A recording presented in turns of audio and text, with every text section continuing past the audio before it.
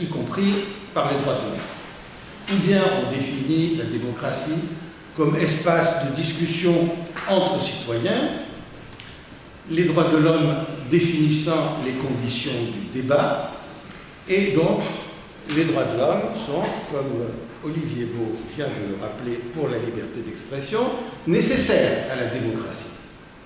Ou bien encore, on la définit comme un ensemble de valeurs, et dans ce cas, le problème de la compatibilité entre démocratie et droits de l'homme ne se pose plus. Deuxième terme, le fondement du pouvoir du peuple. Si le peuple est réputé souverain, il peut l'être soit par nature, et dans ce cas, il peut exercer son pouvoir à tout moment dans n'importe quelle forme, et il ne peut pas être limité, ou bien il est souverain en vertu de la Constitution, et dans ce cas, la Constitution peut avoir prévu des limites. Troisième terme, peuple. Le peuple peut être l'entité à laquelle sont imputées les normes les plus élevées, et donc cette entité ne peut être limitée. Le peuple peut être l'ensemble des individus qui composent la société, ou encore tous ceux que la Constitution désigne comme citoyens, qui détiennent les droits politiques, même s'ils ne les exercent pas et s'ils ne peuvent pas les exercer, comme les enfants par exemple. Ou encore le peuple, c'est uniquement l'ensemble des individus qui peuvent exercer des droits politiques, ou encore, comme dans une certaine jurisprudence du Conseil constitutionnel, ceux qui exercent effectivement les droits politiques, en votant par exemple. Quatrième terme, le mode d'exercice du pouvoir du peuple. On peut considérer que le peuple exerce sa souveraineté et exprime sa volonté uniquement par la Constitution. Et par conséquent, le pouvoir législatif exercé par des représentants élus peut être limité. Mais on peut aussi considérer que le peuple exerce sa volonté, exprime sa volonté par la loi. Et dans ce cas, il ne peut pas être limité. Cinquième terme, le caractère naturel ou positif des droits de l'homme. Si les droits naturels sont des droits positifs, alors on peut envisager de limiter l'exercice du pouvoir législatif. S'il s'agit de droits naturels, alors, dans un système démocratique, on ne peut pas envisager de les limiter. Les droits de l'homme, sixième terme, les droits de l'homme dans leur rapport au pouvoir. Ils peuvent être considérés comme des droits de l'individu, et dans ce cas-là, comme des limites au pouvoir, mais ils peuvent être conçus aussi comme des droits du citoyen de participer au pouvoir. Et dans ce cas-là, il n'y a pas de limite. Septièmement, les droits de l'homme dans leur rapport à la Constitution.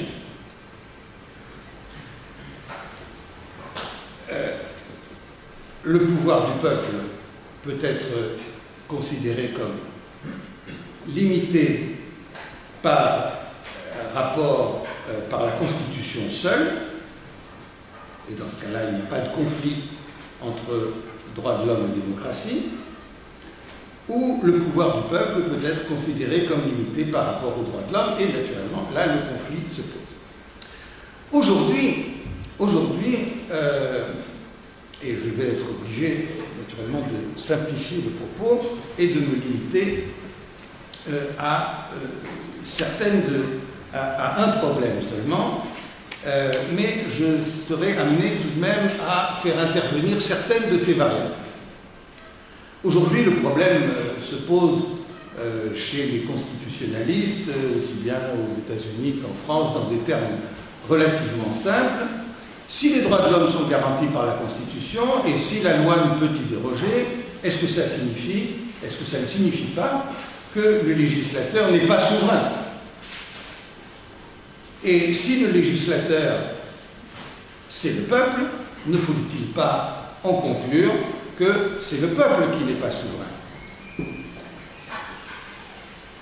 Il y aurait donc une incompatibilité entre droits de l'homme et démocratie. Voilà comment on pose le problème aujourd'hui, depuis les années 50, notamment aux États-Unis, les termes sont ça.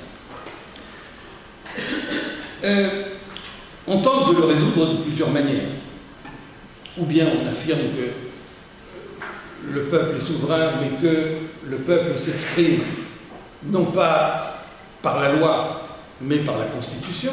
Dans ce cas, soumettre la loi à un contrôle et limiter le pouvoir du législateur n'est pas une limitation du pouvoir du peuple. Ou bien on affirme que la souveraineté du peuple, ce n'est pas le pouvoir de la majorité, mais un pouvoir qui s'exerce dans les limites prévues par la Constitution, la position du Conseil constitutionnel français. Ou bien, troisièmement, on dit la démocratie, ça n'est pas le pouvoir de la majorité, mais c'est un ensemble de valeurs, et par conséquent, la démocratie s'identifie purement et simplement aux droits de l'homme.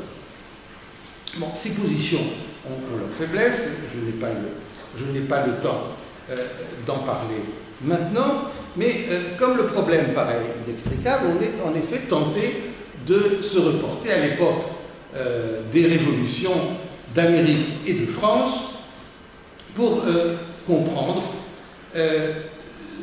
comment le problème était posé à cette époque. Or, la première surprise, c'est que le problème n'était tout simplement pas posé.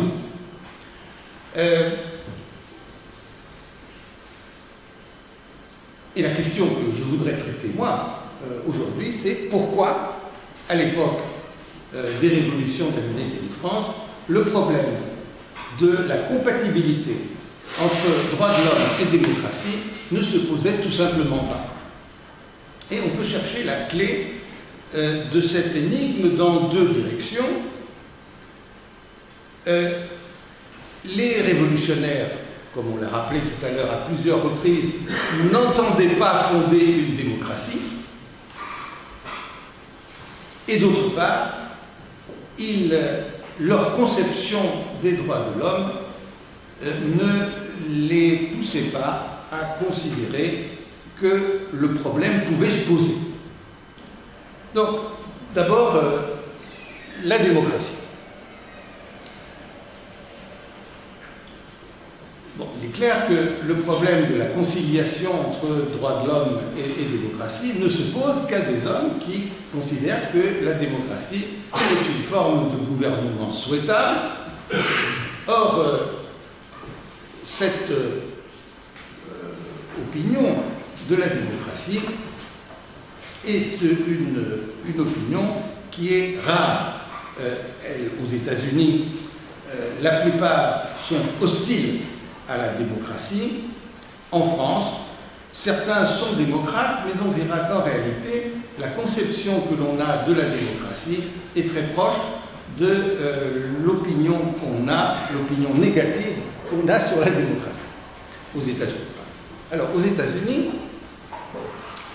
je peux aller assez vite parce que la chose est assez bien connue, mais aux États-Unis, la plupart des fondateurs de la Constitution, à Philadelphie ou en dehors de Philadelphie, condamnent la démocratie. Et il faut comprendre que l'on raisonnait avec la typologie de Montesquieu, despotisme, monarchie, république. Le terme de démocratie ne figure pas comme l'une des formes de gouvernement, contrairement classification plus ancienne. Et Montesquieu distingue bien au sein de la République aristocratique et la République qui n'est pas aristocratique, qui est celle où l'ensemble du peuple, mais il n'appelle pas ça démocratie. Et d'ailleurs, l'existence de cette catégorie n'interdit pas de condamner la démocratie, en tout cas si elle est conçue comme pouvoir de la majorité. C'est ce que font la plupart des auteurs. Par exemple, il y a un mot qu'on attribue à Jefferson, qui n'est probablement pas de Jefferson, mais qui exprime tout de même ce que beaucoup pensaient. Jefferson, attendez que je retrouve, voilà. Democracy is nothing more than mob rule, where 51% of the people may take away the rights of the other 49. Donc, c'est le pouvoir des masses, le pouvoir des foules, où 51% des gens peuvent s'emparer des droits de 49%. Et en effet, quel est le plus important des droits de l'homme, qui est ainsi menacé par la démocratie? Le plus important, c'est la propriété. Et donc, la majorité, qui est composée de pauvres, peut s'emparer des biens de la minorité des riches. Or, la propriété, c'est en effet le plus important des droits de l'homme, et il est consacré, non pas seulement par le Bill of Rights qui viendra plus tard, mais dans la Constitution elle-même, sous plusieurs formes, dès la Constitution fédérale. Donc il faut éviter tout système de gouvernement susceptible de mettre la propriété en danger et par voie de conséquence tous les autres droits de l'homme. Donc, refus de la démocratie, le seul qui parle, qui se déclare en faveur de la démocratie, c'est Thomas Paine. Mais Thomas Paine définit en réalité la démocratie comme le règne des droits de l'homme et donc un système qui se rapproche beaucoup plus d'un système représentatif. Alors, comment appeler ce régime, celui qu'on va créer, qui ne sera pas une démocratie et qui sera respectueux des droits de l'homme? Eh bien, là, les termes varient. John Adams propose gouvernement mixte. Madison ne recule pas devant le terme, mais la plupart préfèrent éviter gouvernement mixte parce que ça a des relents de classe mobilière et parle plutôt de république.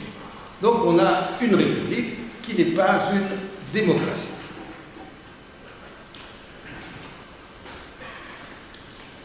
Et d'ailleurs, quand Madison expose en quoi la démocratie se différencie de la République, ou plutôt la République de la démocratie, eh bien, il dit c'est parce que la République se définit non seulement par la taille du territoire, un petit territoire pour une démocratie, mais la République pour un grand territoire, c'est le premier trait, et le deuxième trait, c'est que la République est soumise aux droits de l'homme, tandis que la démocratie ne l'est pas.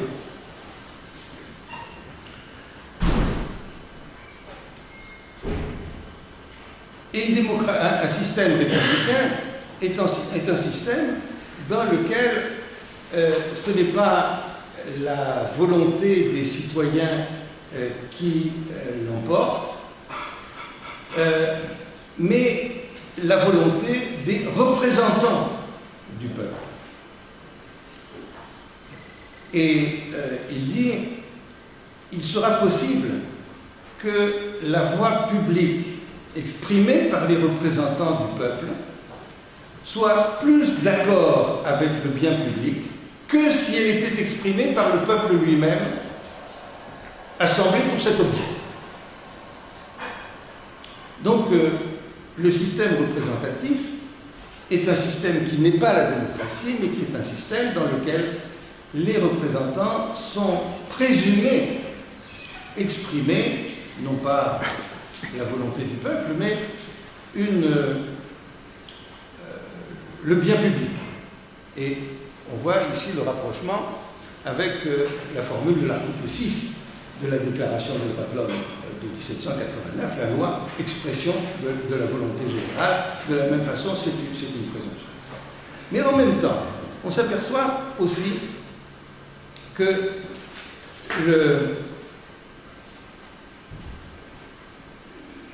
le système représentatif n'est pas complètement éloigné d'une idée de pouvoir du peuple. Simplement, le pouvoir du peuple est au fondement du système politique. Le peuple est celui qui donne aux gouvernants leur justification à exercer le pouvoir, même si il ne l'exerce jamais et ne doit jamais l'exercer lui-même. Et si nous passons à la France, eh bien, nous constatons à peu près la même chose en 1791. En 1791, on ne veut pas de démocratie, ou en tout cas la plupart n'en veulent pas. Ce qu'ils veulent, c'est un système dans lequel le pouvoir est exercé par un corps législatif élu et le roi. Et ce système est une forme de gouvernement mixte, même si quelques-uns reculent devant l'expression. Les choses changent avec la chute de la monarchie, bien sûr. Le terme démocratie n'apparaît pas dans les textes des constitutions, ni 93, ni évidemment l'an 3 n'utilisent ce mot de démocratie, mais on se dit démocrate. Certains se disent démocrates, même en l'an 3. Même les thermidoriens se disent démocrates. Mais pas plus qu'avant, même si on se dit démocrate, on ne craint le conflit avec les droits de l'homme. On ne craint pas les dangers que pourrait présenter pour les libertés un pouvoir législatif dominé par la majorité. Pourquoi? Eh bien, pour plusieurs raisons. L'une d'elles est que ce gouvernement est une démocratie, mais c'est aussi un gouvernement représentatif. Et la définition que l'on donne de la démocratie est une définition qui est en réalité très proche de la définition que donnent les Américains de république. C'est un gouvernement représentatif. Donc la démocratie dans la définition. Et cette démocratie représentative n'est pas en conflit avec les droits de l'homme, parce que, et je vais y revenir dans un instant, parce qu'il y a un certain nombre de garanties internes qui empêcheront le pouvoir législatif, du moins c'est ce qu'on espère, de porter atteinte à ces droits de l'homme. Quels sont ces mécanismes? Eh bien, la séparation stricte des pouvoirs, c'est-à-dire la spécialisation, qui font que l'exécutif demeurera subordonné, et qui font que le pouvoir législatif ne se mêlera pas d'affaires individuelles, mais se bornera à faire des lois générales, etc. La subordination donc du pouvoir exécutif et le suffrage universel indirect joint à la courte durée des législatures, etc. Donc, il n'y a pas de conflit entre démocratie et droits de l'homme, et on pourrait concevoir, aux États-Unis comme en France, un éventuel conflit entre gouvernement représentatif des droits de l'homme. Donc on aurait déplacé ici le problème, conflit possible entre gouvernement représentatif et droits de l'homme. Mais la question ne se posera pas non plus en raison de la conception que l'on se fait des droits de l'homme. Et il y a entre les États-Unis et la France, c'est le second point, il y a entre les États-Unis et la France des traits communs et des différences. Ce qui est commun, c'est que dans les deux cas, les droits de l'homme sont conçus comme des droits naturels, ce qui entraîne un certain nombre de conséquences. Et ce qui est différent entre la France et les États-Unis, c'est que dans un cas, le cas de la France, les droits de l'homme sont perçus comme définis exclusivement par la loi, tandis qu'aux États-Unis, ils sont perçus comme définis indépendamment de la loi et comme des limites aux législateurs. Droit naturel. Je vais essayer de ne pas trop développer. Droit naturel. Que les droits de l'homme soient considérés comme des droits naturels, j'ai peu de temps pour le démontrer, mais c'est assez simple, il suffit de lire la déclaration d'indépendance américaine, les lois de la nature et celles de Dieu accordent aux hommes un respect, etc. Nous pensons que ces vérités sont évidentes, que tous les hommes sont créés égaux et qu'ils ont été dotés par leur créateur de certains droits inaliénables, dont le droit à la vie, la liberté et la poursuite du bien. Même chose dans la Déclaration des droits de l'homme, la Déclaration française, une déclaration, je cite, déclaration, on résolut d'exposer, dans une déclaration solennelle, les droits naturels, inaliénables et sacrés. Donc il s'ensuit deux conséquences. Première conséquence, le droit naturel est le fondement du pouvoir. Si c'est le fondement du pouvoir, alors ce n'est pas un frein. Comme le dit Thomas Paine, dans une lettre à Sieyès, nous avons un droit naturel à nous créer un gouvernement. Et si nous avons un droit naturel à nous créer un gouvernement, alors ce gouvernement n'est pas limité par le droit naturel, puisque c'est nous qui l'avons créé. Deuxième conséquence, c'est que les droits de l'homme ne sont pas obligatoires. Comme ils sont naturels, ils ne sont pas obligatoires. Et on le dit, en effet, le caractère obligatoire ne pourrait résulter que du droit positif. Mais on le dit à plusieurs reprises expressément.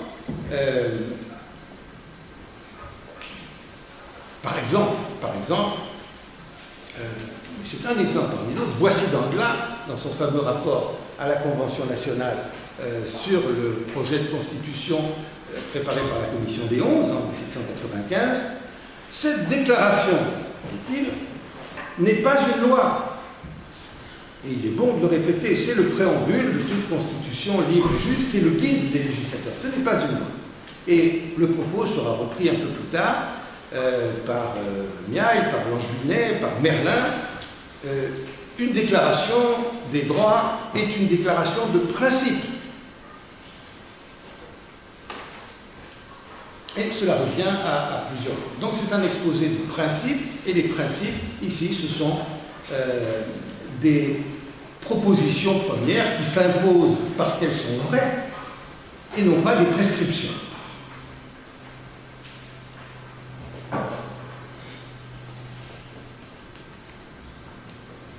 Et si, naturellement, la déclaration des droits n'est pas obligatoire, alors il n'est pas question de soumettre des lois à un quelconque contrôle par rapport à la déclaration des droits, et même au cours du fameux débat sur un jury constitutionnel en 1795, eh bien, il n'était pas question de ça. Pour quelle raison ne contrôle-t-on pas, ou ne cherche-t-on pas à contrôler les lois par rapport aux droits de l'homme? Eh bien, d'abord parce que les droits ne sont pas obligatoires, et ensuite parce qu'on pense que la Constitution doit être si bien faite les équilibres si soigneusement calculés que le législateur sera dans l'incapacité de porter atteinte aux droits de l'homme. Les droits de l'homme seront protégés par une garantie interne à la Constitution et non pas par une garantie externe, comme celle que représenterait un juge quelconque. C'est en ce sens d'ailleurs que Hamilton déclare à ceux qui proposent de faire un Bill of Rights, il propose